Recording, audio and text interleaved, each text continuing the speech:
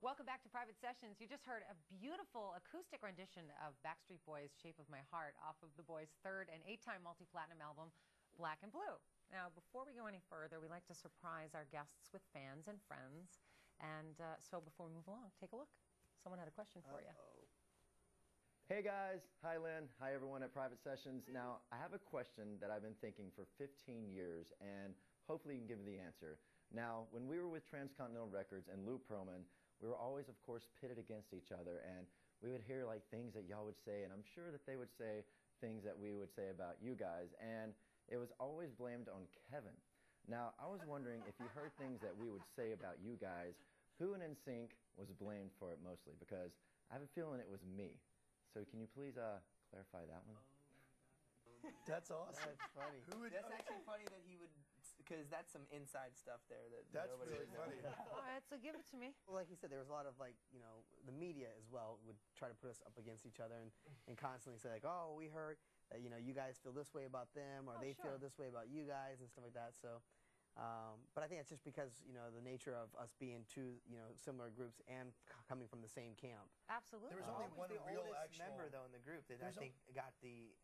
Chris Kirkpatrick, I think, got a lot of time. That was the only actual, like, real rivalry was between me and Chris. That was the only that was over a girl. Yeah, over we both dated within a 3-year period, totally separate. Did you get into fisticuffs over it, or no, but like never, you know, but now we're awesome friends. I mean, that was years ago, and we're both younger. But for real, and it was though, stupid. I mean, really think about it though. They came out of our backyard, right? So it didn't bother you whatsoever, AJ? No.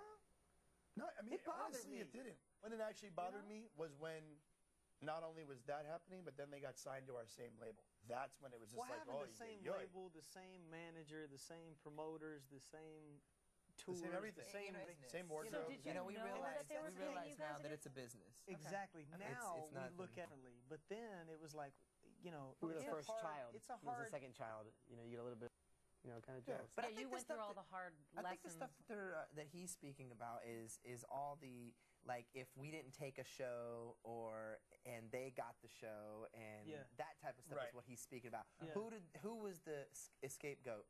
You know what I mean, when it came to the members, and he said it was Kevin. Funny they put it on Kevin. And I remember that being Kevin, and I think he's right.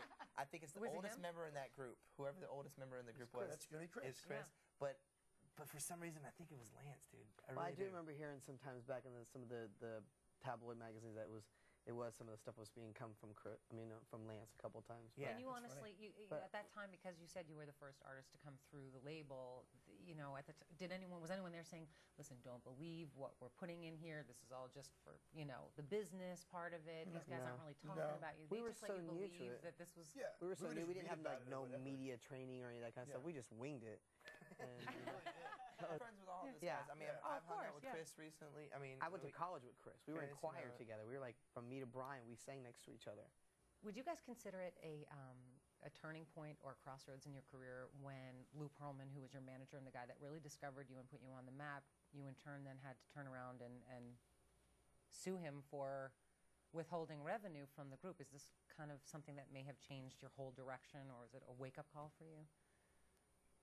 I'll never forget what happened with the situation. We were actually over in Sweden. We were recording the Millennium album, and I was the very first one to step out and file a lawsuit. I filed an open-ended lawsuit, which in turn I was hoping that everybody would jump on with me, because one guy going against the group and the head guy, you know, I had no chance. So. There's a lot of inside information. The statute of limitations was about to run out on the contract, so we couldn't go back. Right. And we needed to move forward. So I filed an open-ended lawsuit. The guys ended up joining on because, you know, we were the ones that were really busting our butts. We were touring all around the world. We were working very, very hard. And at the end of the day, you know, just like Nick said, it is a business. And we wanted to know that our efforts that we were putting into making us successful were, you know, we're going to pay off at the end of the day. We had done, you know, 5 or 6 sold-out shows in Europe, sold-out tours, pardon me, sold-out tours in Europe, and we had maybe $50,000, $60,000, $70,000 in the bank account.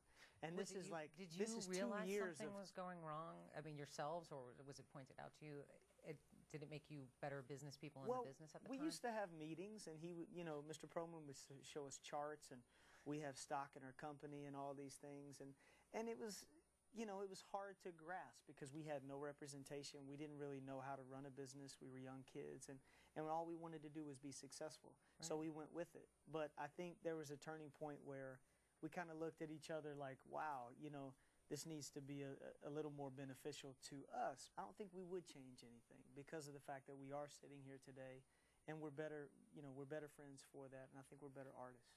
You are, and the Backstreet Boys were, like you said, the first to come out of that management company and explode on the scene as that boy band genre in the 90s kind of took effect. And then shortly after that, bands like NSYNC, and then you had, you know, 98 Degrees and LFO and all that. Did you find that it was really tough to kind of stay on top of your game at that point? We didn't know what we were doing. Like Howie said, we were winging it, just really going out there, learning ourselves, and then everyone else was able to follow us and kind of do what we did and capitalize off of that. Did you know that you were blazing a trail like that at the time? We didn't really know. Had no we clue. started to realize a little later on that we were blazing a trail, but when you're in it and you're working as hard as we did, and you're doing as many shows as we did, and in a year, I could say that, I mean, in our heyday, we were doing like 200 shows maybe a year or something crazy like that. God. You know, Probably more than that. I've come to realize in the industry, the record industry, like once something's successful, every label wants to copy the same thing. Of course. Like you see, like there's an Ricky Martin, there's an Enrique Iglesias, there's you know Britney, there's Allison, you know Jessica Simpson, there's you know Christina Aguilera. Like everybody now, I hear like the next thing is finding the next Justin Bieber. Oh, you know, so it's I like think for they already us, found him. He's exactly. 12. I'm sure there's probably 10 of them already. When you have competition, it makes you strive to work harder. And I look at it back in the past, like that made us, you know, step our game up. And that's why I think we were able to keep on constantly putting out better and better material, because we knew if not, there's these people right behind us. All right. Well, I got more to talk to you guys about, and we have more songs to play, but we got to take a break. So we got much more from the Backstreet Boys when Private Sessions comes back, including the title track off of their new album, This Is Us. Don't go away. P.S. Did you know that 3 out of the 4 Backstreet Boys have had solo careers outside of the group? That's right. Nick led the pack with an independent effort in 2003, followed by Brian's foray into the world of Christian music in 2006, and then finally AJ will be debuting his own album later this year. And now you know. Private Sessions will be right back in just a moment. In Australia,